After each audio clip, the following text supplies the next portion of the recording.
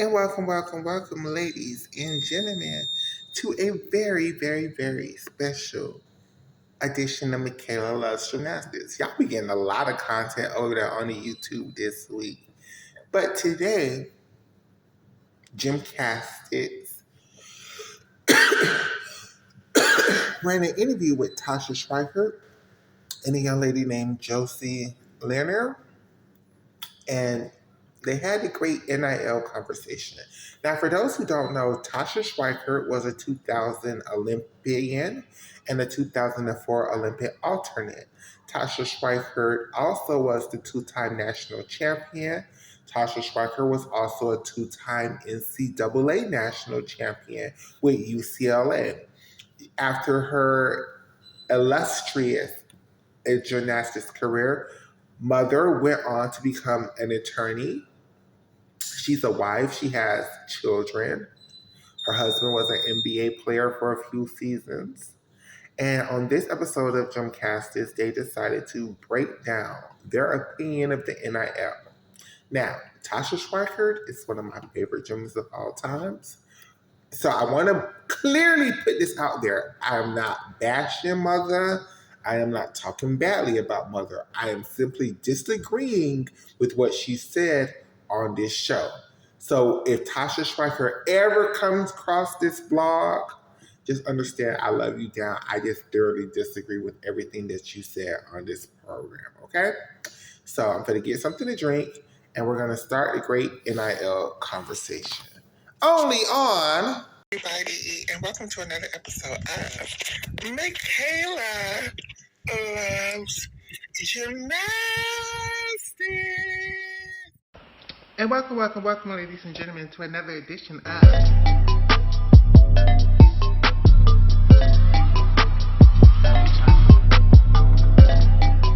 Welcome back to my channel, Michaela Loves Gymnastics. Let me preface this conversation by saying, Michaela, girl, you was never an athlete. You don't know nothing about this. How can you disagree with her so hard? Well, I have a brother. His name is Dalvin Joseph. You can go Google his ass. He was a professional NFL player who went through the University of Oklahoma.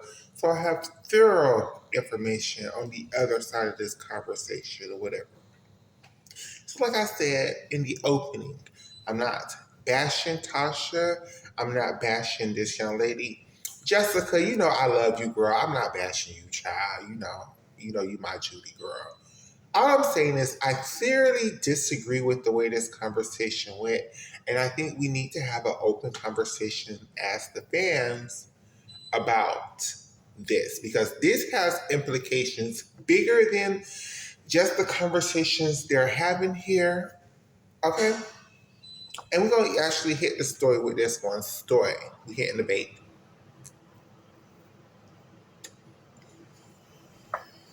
So, what we are watching is the Gymcastics episode called their NCAA Championships Preview. It debuted, I think, yesterday. You ready? Let's go.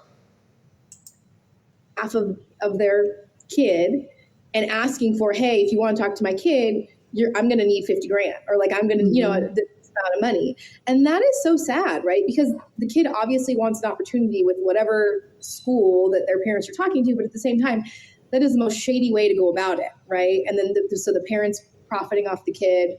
I don't know. That's a tough one. That's a tough one. And then if the kid doesn't have any other support system, what do they do, right? I mean, like, I think that's where education comes in, right? Education for young kids to say, hey, look, like, regardless of whatever's happening, whoever's feels like they are, assisting you with this process independently, you should be asking the question, like, do I need advice from a lawyer, right?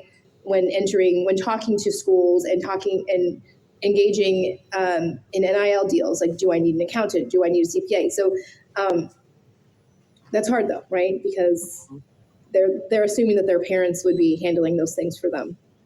I feel like if I'm a coach and I'm trying to have an honest conversation and gauge what is this kid like? Are they going to fit into the program? Or is this what I'm looking for our culture, whatever, all of that stuff? all the non-sports things. And you never get to talk to them because there's a middleman who's like trying to profit off of the relationship. Ugh. That's exactly why, you have Nick Saban, who's now, being very open about. Okay, this is a perfect place to do the first pause or whatever. I thoroughly disagree with the way this whole tone of this part of the conversation went, okay? We're talking about how sometimes the kids who are entering into these NIL deals, right? Their parents are their agents. Their parents are their attorneys. Their parents are the people entrusted into getting the kid as much money as they can get from these NIL deals or whatever. And what they're saying is it feels icky when the parents then want money to even facilitate the conversations to host these deals in the first place or whatever, right? And the reason why I thoroughly disagree with this is, isn't that what an agent does? And they get paid? Why is it wrong for the people who literally fed these kids, who took these kids to practice, who groomed these kids into the athletes that y'all want them to be, to then turn around and to get money from all of the work they put into these children ever since they were 8, 9, 10, into these Pee-wee programs, developing them into the people who they were to this day? Because let's not have no misunderstanding. These are children. They can't pay for these football practices. They can't pay for the pads, the gymnastics equipment, the basketball equipment, the shoes, the practices, the camps. Oh, the camps are expensive as shit. Those things are not free. Those things you have to pay to go. When the kids go to see LeBron, or when, like, let's say I'm just using LeBron James as an example, and LeBron James has enough money where his camps might be free. But let's say if it's a smaller athlete, they charge for those camps. Those camps are a business. And what pisses me off about this conversation, and why I even wanted to do this video, is let's just keep it 100. Let's just keep it above. Maybe not gymnastics, but especially football and basketball.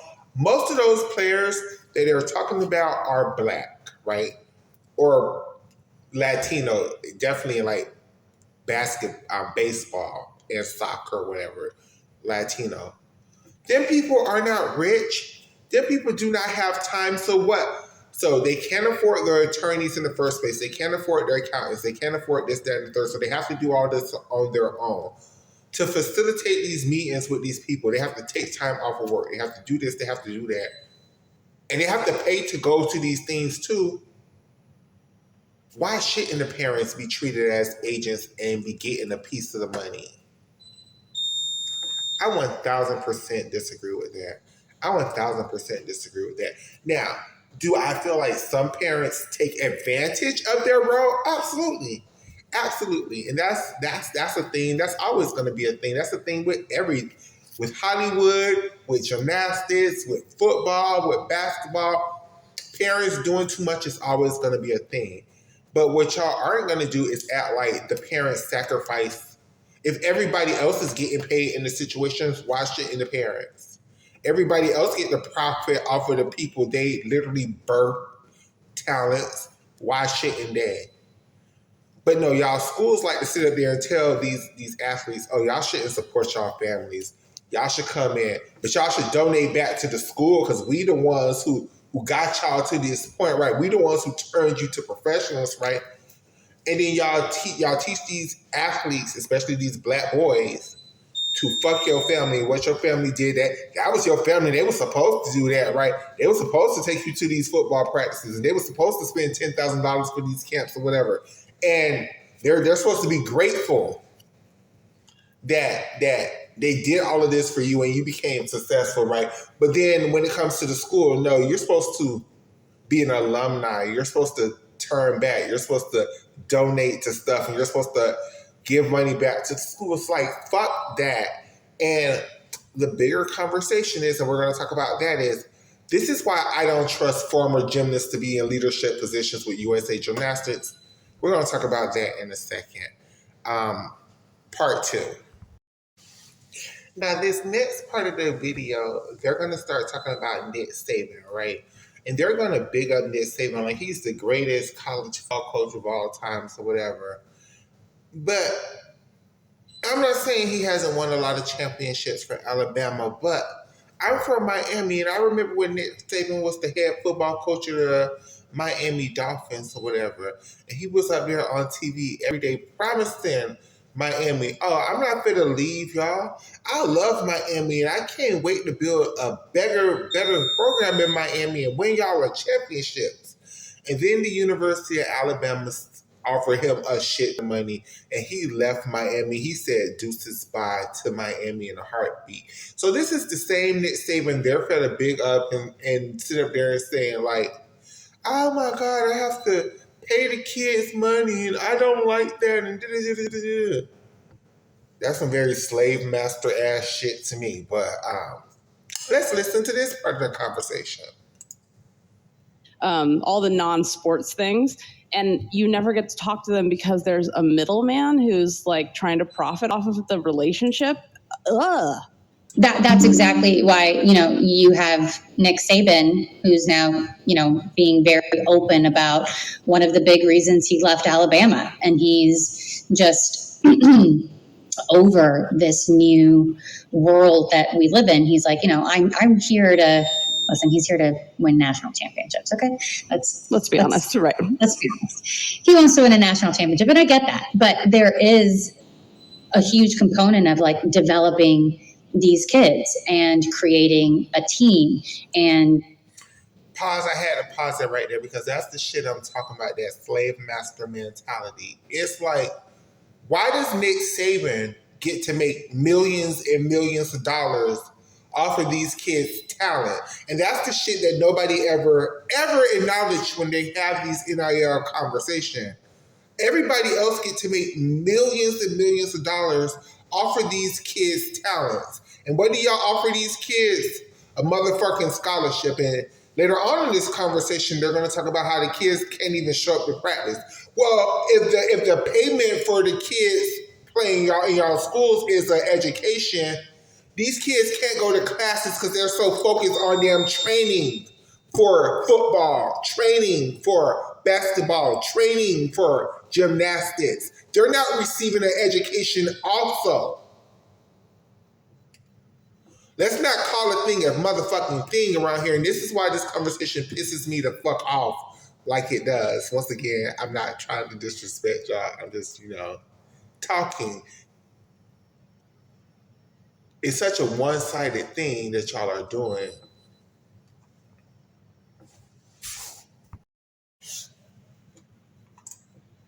And giving them the best experience possible. At the end of the day, the percentage of these kids who actually turn pro is so minimal. So yeah, the bigger part of all of this is developing them into, decent human beings, setting them up. Pause once again. You just answered your own question. You just answered why the kids are so trying to squeeze every last dime and dollar they can get from these NIL deals. The percentage of the kids who move on to the professional level in sports are so minimal that the kids would be fucking fools if they went to your schools and risked tearing their ACL, breaking knees, breaking limbs, breaking toes, mental health illnesses. And they didn't profit off of that shit while they can. Because you never know if a knee's gonna break and all that shit's gonna end.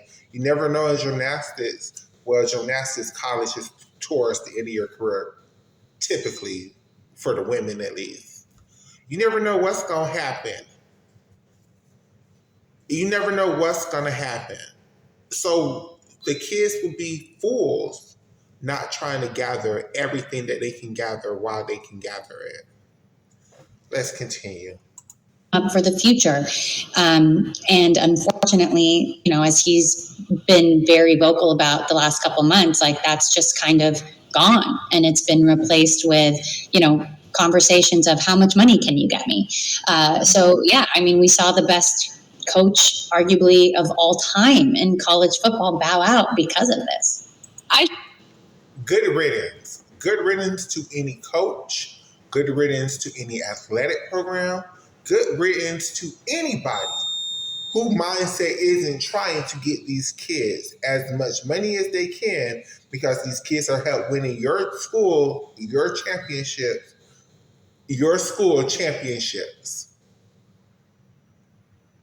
Good riddance. Next part. I should note before you say this that both of you have spouses who are in professional or are in professional sports. Yeah, it would be a huge turnoff to me if I was a coach. Mm-hmm. Yeah, so my husband played college basketball and then overseas for many years, and now is one of the assistant coaches for the Houston Rockets in the NBA.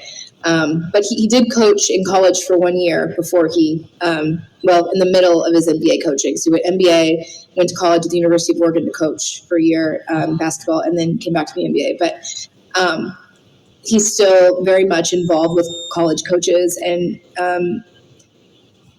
there's so many stories of gone are the days when I used to be able to just go into a living room, get to know the potential student athlete, get to know their family, get to know their likes, dislikes, and build this relationship, right? And this bond on trust and you want to come here because. Oh gosh. Tasha, I love you so much, Tasha Schwikert. If you ever see this interview, understand you're not Michaela Skinner. I'm not coming for your integrity. I'm just saying, that's not it, sister. That's not it. Gone should be the days of them coaches and recruiters going to these people's houses, manipulating, lying, seizing control, offering these damn people all of this damn stuff that's not ever going to happen, because you never know if that kid is going to actually make it to the NFL. You're promising, you're like, yes, send my kid to this school. I'm going to act like they're a professional athlete for 4 years, and hopefully we get them to the NFL, and then we get the big bad. But then while they're here, I'm going to manipulate them and tell them not to take care of their family and to make sure all of this money comes back to this school. Come on, sis. You just can't believe what you just said, Tasha Schwikert. I refuse to believe that you believe what you just said. And then you are a part of USA Gymnastics. You're supposed to be representative of the athletes. We're going to talk about it. Because you want to be a part of the school and the legacy of what the school means, and it's really at this point just about how much money are you willing to pay. That's what the conversation comes down to, and all of that other stuff seems to be peripheral at this point, and it's sad. It's sad. What's funny is that we're seeing more and more, especially also with these new rules that you can kind of pretty much bounce around as much as you want, but with the portal system, but they're chasing the money rather than chasing the program that's going to be the best fit for them, that's going to develop. Okay, Tasha, I keep saying I love you. I'm not coming for you.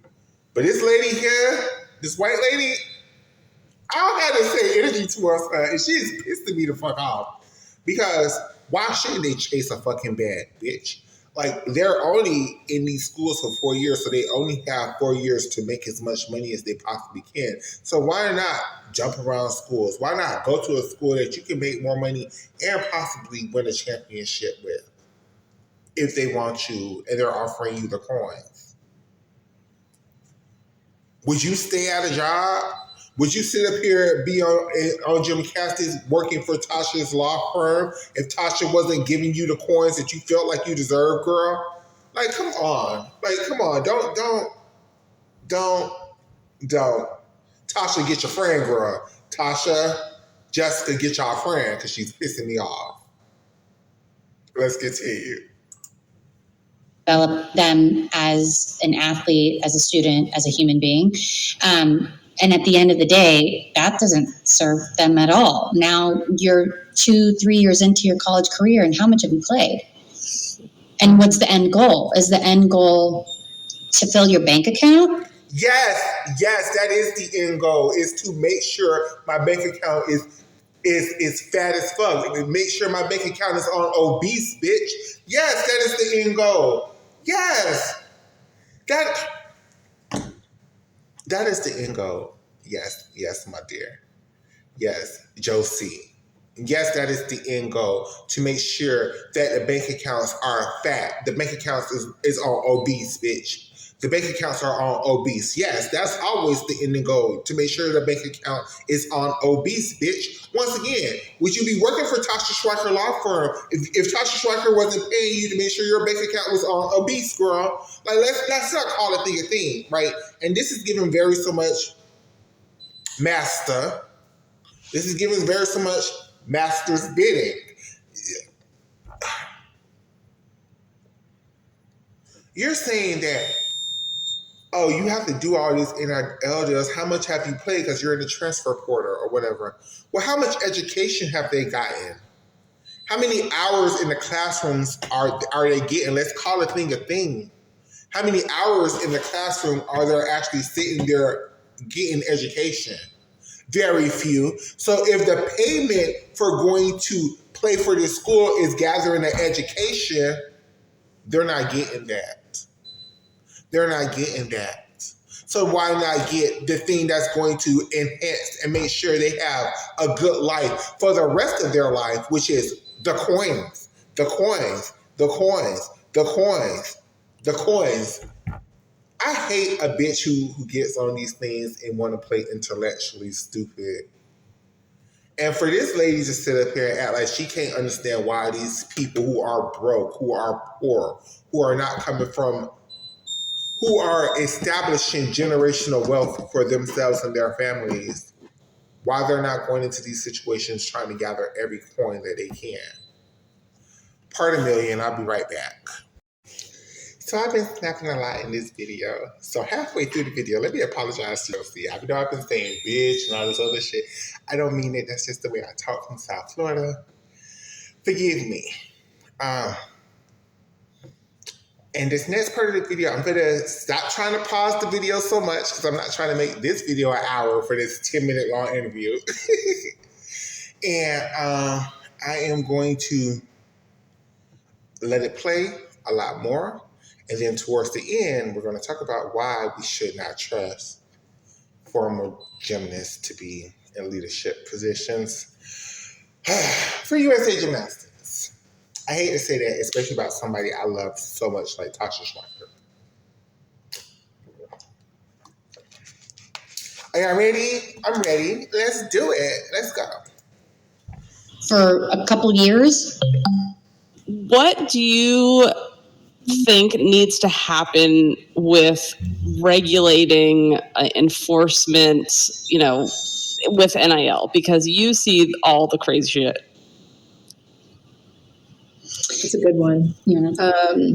There's obviously like a lot of court cases up at the Supreme Court now. Schools are suing the NCAA. I'm thrilled that athletes are finally being able to make money and have the upper hand. But I do believe that there needs to be some sort of a level playing field and equal playing ground for everybody. Because you have states that are really taking advantage, and it's almost like a race to the bottom, and they're getting rid of all of their NIL laws as a way to lure athletes to come to schools in their states. And I just think it's not fair. Like you were saying earlier, there's some schools that don't have NIL departments to, assist with getting their kids opportunities. So they're kind of just they can't even play fairly with schools that have maybe the funds. Likewise, state situations, right? If you're in a state where there's heavy NIL regulations, all of those schools in that state are pretty much screwed, and everyone's going to run off to states like Florida who have virtually no NIL rules, and it's like super wild, wild west, or I guess wild, wild south over there. To your point, it also can't come from a state level because the states are, exactly like Tasha said, just competing to who can get rid of all of these rules and regulations the fastest, so that there's nothing regulating NIL, and you can pretty much strike whatever deal you want with whoever you want, and the universities can be involved, and all. So what they're saying basically right now, what Tasha is saying, is she's accusing of states like Florida of just basically paying the athletes, right? Paying the athletes to come to their schools, right? Whereas in other states, it's more regulated and it's more like you actually have to, basically what these NIL deals, for people who are confused or whatever, they're not supposed to, the schools aren't supposed to directly just like give the athletes a paycheck. It's supposed to be more like when you're a brand ambassador on TikTok, or when you're a brand ambassador on YouTube or whatever. Like you get in contact with a company or whatever, they be like, we'll pay you X amount of dollars to promote this thing. You're supposed to put out a video or whatever, maybe go to sign, autograph signing or whatever to fulfill that contract, and then you're supposed to get paid or whatever. And that's the way the NIL, in theory, is supposed to work.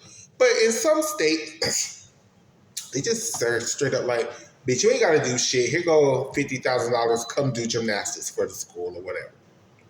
And what they're saying is they don't think that's fair. I think that is completely fair. I don't think it should be like, I do think it should be a straight up ass paycheck. Why not? Everybody else make a straight up ass paycheck off of these kids' talents. If it wasn't for these kids, the coaches wouldn't make money, the athletic department wouldn't make money. Half of these schools wouldn't even be in existence if it wasn't for their athletic department. So why should the kids not just earn a paycheck, go to class, have like 3 hours of practice every day, and let that be that? Moving on. All that jazz. So it has to come from a higher up that is going, because the state is not going, well, although Utah did just pass a law, I think they have now a cap.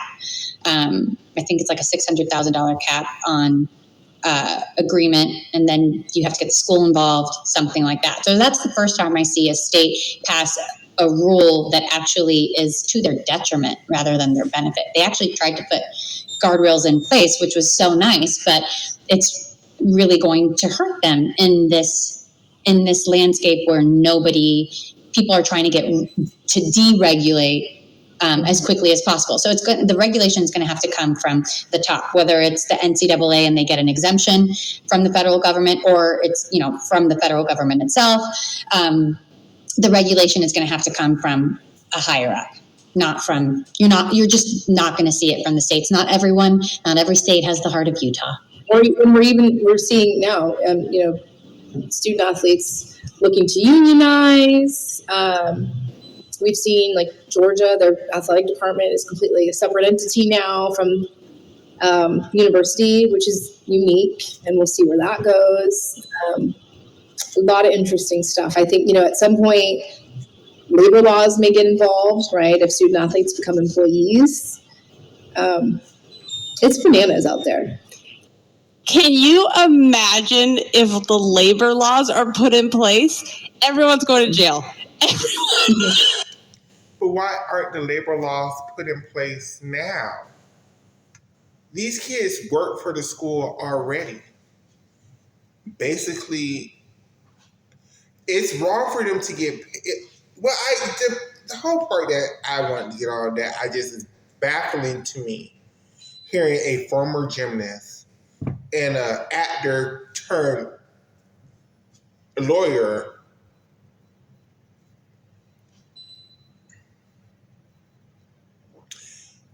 so it's okay to go to the school and to work your ass off and to train and to compete and have injuries and all of this other stuff for an education that you don't get because you're literally traveling the whole season. You're literally not in class. But it's wrong to earn payment for doing the exact same shit. Either way you're working, one way you're working for free with a very slave-like mentality, and the other way you're working in the great American system of capitalism, and the latter is wrong. I'm just having a hard time. We're almost done, you guys. Let's finish. Everyone's going to jail.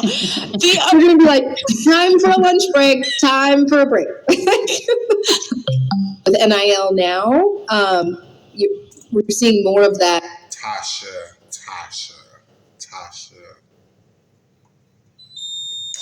Fisk University, having those relationships I had with Fisk University while I had them, the girls was complaining that the school was not feeding those girls.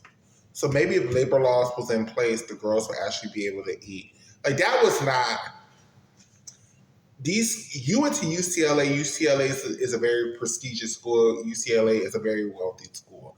So they probably was feeding y'all correctly. But some of these schools, they don't even feed these damn girls. So let's stop this here, and then let's finish this off in one more part. Okay, children, this should be the final part. I'm gonna try to make sure this is the final part, but it might not be the final part.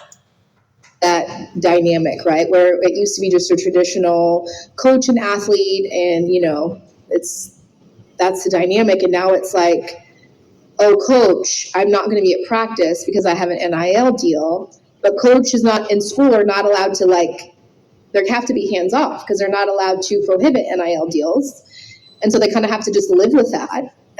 Student athletes not showing up for practice, not to just not show up, but to make money. Tasha, I remember you're one of the athletes that always worked. Like most people in college have to work because you have to pay. This is going to be long. Fuck it. So what I don't like about what Tasha just said here is, but it's okay for them not to show up to classes to go to practice, but it's not okay for them to miss practice to make money. But the education is supposed to be their compensation for playing for the school. So it's okay for them to miss that compensation to go to practice, but it's not okay for them to miss practice to make actual monetary compensation.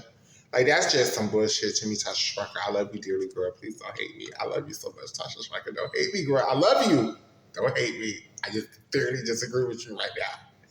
Let's go. Pay, and those were the days before you could even get food and all the stuff that athletes get now. So the absolute bare minimum to stay alive, food. So what are the rules about work hours versus NIL work hours? Are those calculated at all? Is that even, has anyone meshed those together yet? Or that's... So obviously a student athlete has to, in order, some of these NIL deals, right? It says you have to do these amount of things to get paid this amount of compensation. And the work is, the things or the work is consideration for the contract, right? But it is interesting because we have been hearing that the contract price may be a lot, hundreds of thousands of dollars, and the consideration, the work for it may be very little, right? Sometimes, they should be doing all of these appearances and things like that, and really it's just, really just like, here you go, here's the money, and we're glad that you're at our school. Aha, I see what you're saying. It's really just a payoff. Really just a payoff. Can I get a tampon? Here you go. She deserves an upgrade to Tampax Radiant. Only Tampax has a leak guard braid to help with better protection. This textured grip helps with easy insertion and a clean seal wrapper for tidy disposal. So upgrade to Tampax Radiant. Try tie-free and gentle. No irritating residues, no dyes, no perfumes. When you're looking for a detergent for sensitive skin, Tide's the answer. Case closed. For Tide, the #1 trusted detergent brand for sensitive skin. Thank you so much to Josie and Tasha for their time. And if you want more info or you want to work with them, you can find them. Oh, we made it through the interview. Okay, cool. I didn't think we was going to make it, child. I didn't think we was going to freaking make it. Okay.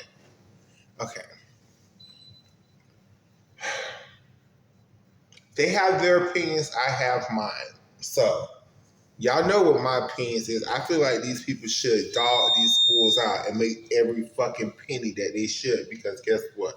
These schools are going to dog these damn men and women out for everything and try to pimp these kids for everything that it's worth. So I'm happy that the shoe is on the other foot right now. And if some of these colleges need to close down because don't nobody want to go to their school because their schools aren't paying these people what they can make at other schools, so be it, bitch. So be it. With that being said, the next part of the conversation I want to have is Tasha. Tasha, girl. Tasha.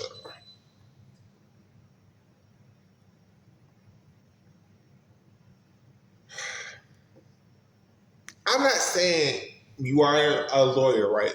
I'm assuming you represent some of these schools or whatever. You represent some of these girls and guys or whatever, right? So I understand you have a totally different perspective on this shit than I do. Totally 1,000% different perspective on this than I do. But as a fan, this is why I don't trust former gymnasts to be in leadership positions over USA Gymnastics and over the gymnasts, period, because a lot of the times the former gymnasts aren't on the athlete side, but they're on the sides of the schools and the institutions, the programs that they actually work for as adults, right? They forget what it was like to be the student athlete who was out there breaking your body and so on and so forth for nothing, for an education. And look at Tasha. Tasha is an attorney, so she got the benefit of what she got from her education. But that's not the case for everybody. And I think a lot of people need to have a lot more empathy and a lot more discernment of what they are saying when they're saying things. And this is why, again, I don't trust former gymnasts to be in leadership positions of USA Gymnastics, because they're almost never on the side of the actual gymnasts themselves. They be on this bullshit right here. And it's a lot of them.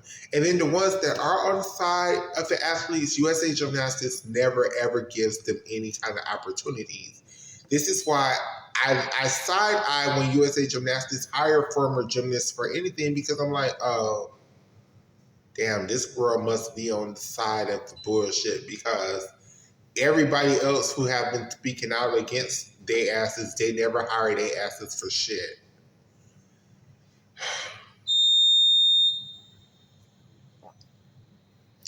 I think the NIL, capping off this conversation, is a wonderful thing.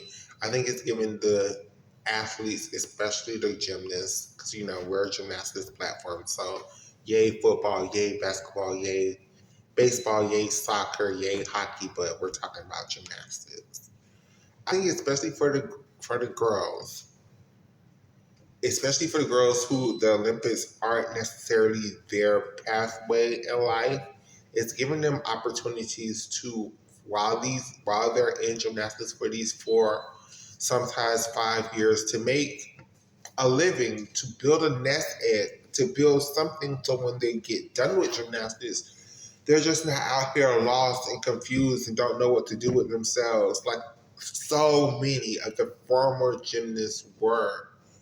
Gymnastics is not a necessarily transferable thing. Like, you could be a former football player, and if you were a good football player, you'd always be like, hey, I was such and such, and I used to play for such and such, and people be like, hey. Gymnastics, you could be like, I was such and such, and they were like, did you go to the Olympics? They were like, no, I went to such and such school, and they're gonna be like, oh. So I think this NIL is a wonderful, wonderful, wonderful, wonderful thing for these girls and guys. And I think people's perspectives on why people are trying to make as much money as they possibly can while they can needs to change. It needs to change. And with that being said, thank you so very much for tuning in to this episode. I know this was very random. Jessica for Gymcastics, don't eat me up, girl. You know I love you. You know you're my friend. Tasha Schwikert, please come on the Love Gymnastics Network. We would love to talk to you about anything gymnastics related. There's the 2000 Olympic Games, the 2004 Olympic Games, hell, the 2008 Damn National Gymnastics NCAA Championships. We will talk to you about anything, Tasha Schwikert. Josie, hi. I love you guys. I'll see you guys in the next episode. Bye. Michaela loves gymnastics.